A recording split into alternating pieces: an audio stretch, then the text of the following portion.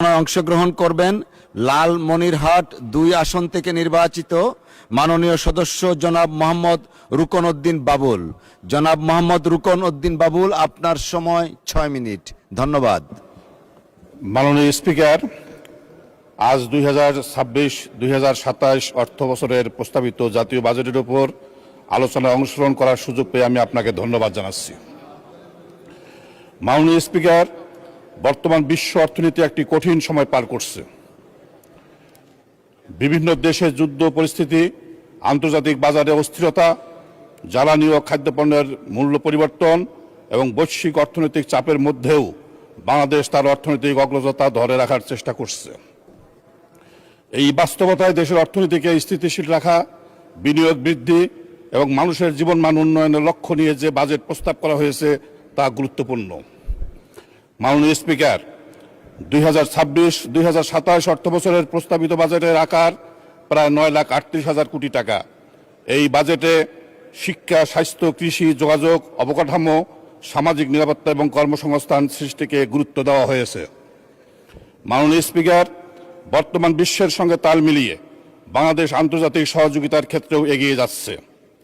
বিশ্ব ব্যাংক সহ বিভিন্ন উন্নয়ন সহযোগী সংস্থা বাংলাদেশের অর্থনৈতিক সংস্কার, অবকাঠামো উন্নয়ন, আর্থিক খাত শক্তিশালীকরণ, সামাজিক উন্নয়নে সহযোগিতা করে আসছে। বিশ্ব ব্যাংকের সহায়তায় প্রস্তাবিত বাজেট দেশের অর্থনৈতিক ব্যবস্থাপনা আরও শক্তিশালী করতে ভূমিকা রাখবে।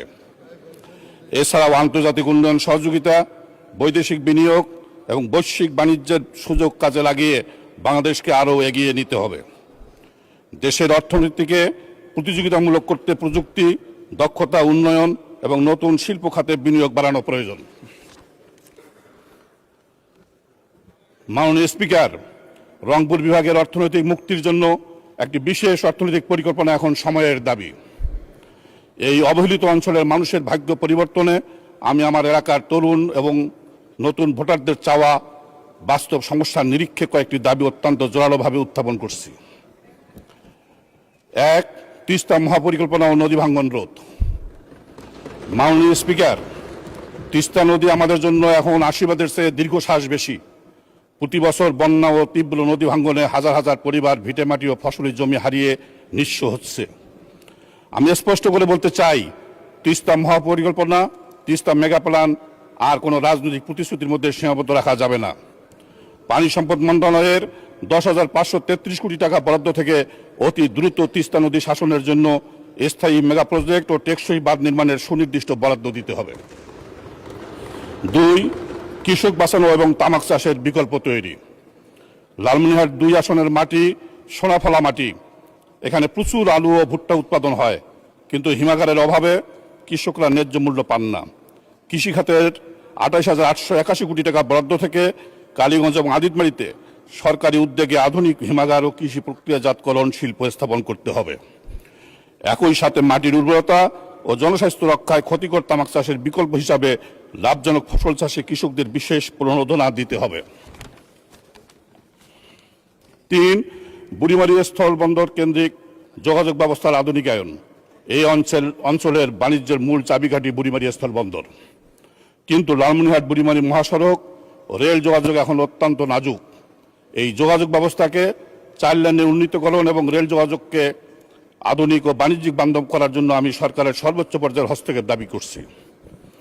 4. সীমান্ত সুরক্ষা ও যুব সমাজকে মাদকমুক্ত করা। মাননীয় স্পিকার, সীমান্তবর্তী এলাকা হওয়ায় আমার এলাকার তরুণ সমাজ আজ মাদক ও চোরাচালানের বড় ঝুঁকিতে রয়েছে। সীমান্তে বিএসএফ এর সহিংসতা বন্ধে বিজিবি বিএসএফ সমন্বয় আরও জোরদার করতে হবে।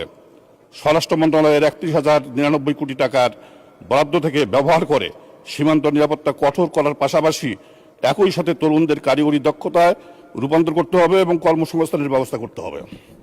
5. স্বাস্থ্য শিক্ষার আমূল পরিবর্তন। উপজেলা হাসপাতালগুলোতে আধুনিক যন্ত্রপাতি ও বিশেষজ্ঞ ডাক্তারের তীব্র সংকট। মানুষ রংপুর বা ঢাকা যাওয়ার পথেই মারা যায়। স্বাস্থ্য সেবা বিভাগের 49,387 কোটি টাকার বরাদ্দ থেকে কালীগঞ্জ এবং আদিতমারী উপজেলা স্বাস্থ্য কমপ্লেক্সের আধুনিকায়ন নিশ্চিত করতে হবে। মাননীয় স্পিকার, আমার এলাকার সবচেয়ে বড় শক্তি আমাদের তরুণ সমাজ, আমাদের নতুন ভোটাররা। 24 গণ আন্দোলনের চেতনা বুকে নিয়ে তারা আজ একটি বৈষম্যহীন চাঁদাবাজ মুক্ত নিরাপদ সমাজ চায়।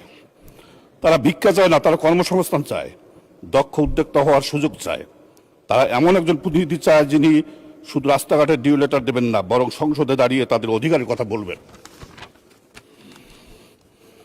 তাই 9,38,000 কোটি টাকার বাজেট যেন লালমিনহাট 2 আসনের মেহনতি মানুষ, নদীভাঙ্গা মানুষ এবং অতি উৎসাহ নিয়ে অপেক্ষা করা তরুণদের ভাগ্য পরিবর্তনের ঐতিহাসিক দলিল হয়।